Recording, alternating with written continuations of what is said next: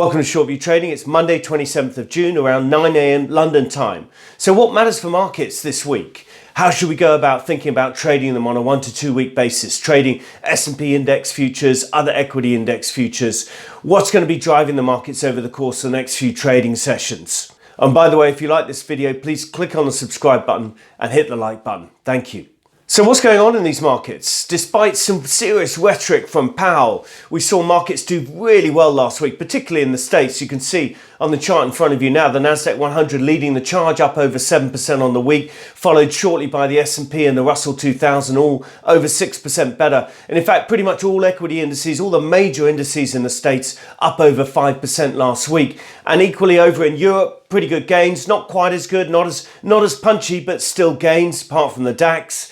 So what's going on in these markets? The Fed is banging the drum. Jerome Powell's up on the Hill giving testimony, talking about high conviction in terms of squashing inflation, making very hawkish noises. Yet despite that, the market goes up. Well, of course, the market is a forward-looking vehicle. And we've heard all this rhetoric before. This is not new. Equity markets are forward-looking. Financial markets are forward-looking. They're discounting machines. Indeed, as Benjamin Graham said, Warren Buffett's mentor, Ben Graham said that in the short term, the markets are a voting machine. In the long term, they're a weighing machine. And I'd say they're both voting and weighing at the moment and assessing what the Fed's been saying over recent months. And they've priced in enough hawkishness for now, despite what Powell said last week.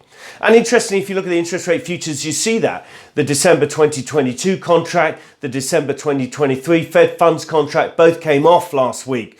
And particularly in the 2023 contract, and indeed it would be the same if you looked at the 2024. Fascinating, in fact, in terms of Fed funds futures, because despite that hawkishness, the market priced out a bit of rate hikes. It reduced the amount of hikes that are in the curve, but it particularly did that in 2023 and 2024. And if you look closely at this chart, you'll see DEC 2023 moved below DEC 2022 last week. In other words, the market started pricing a cut in 2023 relative to what it expects the Fed funds futures to be at the end of this year. The market's now pricing a cut in 23 and a bit in 24. The market is moving and equities are loving this. Of course, they're loving it. They were beaten up coming into last week and now they've got a bit of easing of the interest rate tightening pressure in terms of the futures curve. So the question is, where do we go from here? And of course, that's what we look at each and every day in our Daily Rag publication that's available to subscribers on the website and is available for a free trial. If you click on the link below, we'll happily send you the Daily Rag for free for 7 trading sessions. Just give us your name and email address. No credit card details required,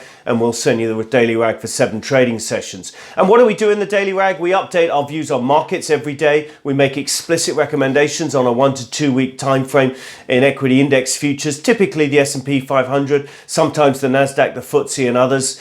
And we update all our short-term market timing models, like this one that we're showing you on the screen now. This has been very useful in recent weeks and months to help swing trade this market. This is a risk appetite indicator, short-term basis, 1 to 2 week time frame. It's one of many indicators that we look at, and it helps us draw a picture and build the puzzle and build an understanding of whether the market's beaten up or whether it's toppy, whether it's ready to rally or whether it's ready to sell off on that 1 to 2 week time frame. So if you're interested in a trial, as I said, click on the link below. We'll send you the Daily Rag for free for 7 trading sessions. No credit card details required. So what are we watching this week? Well, a ton of stuff going on. We're building up, of course, to the July the 4th holiday next week. But over the course of this week, we've got ISM manufacturing at the end of the week. Key data point, what will new orders do will be critical. We'll be watching inventories, inflation, employment, sub-indices in the ISM, all of those utterly key when thinking about one's macro view, when thinking about the debate, is it a soft landing or is it a recession? That sort of data point is key. Many other data points are important ahead of that. We've got European inflation, headline and core first estimate at the back end of this week. We've also got German inflation during the week, durable goods orders later today out of the States. All sorts of things going on. And on top of that, we've got the ECB having its annual central banking forum in Portugal, starting this evening, Monday evening, through to Wednesday, with Lagarde, Jerome Powell and Andrew Bailey all on a panel at the same time on Wednesday talking about monetary policy. So that's it from us. That's your morning market hit for Monday, 27th of June. Thank you for listening. Please do subscribe on YouTube. Simply click on the subscribe button or follow us on LinkedIn, Twitter and or Facebook. Thank you for listening. Stay safe and trade well.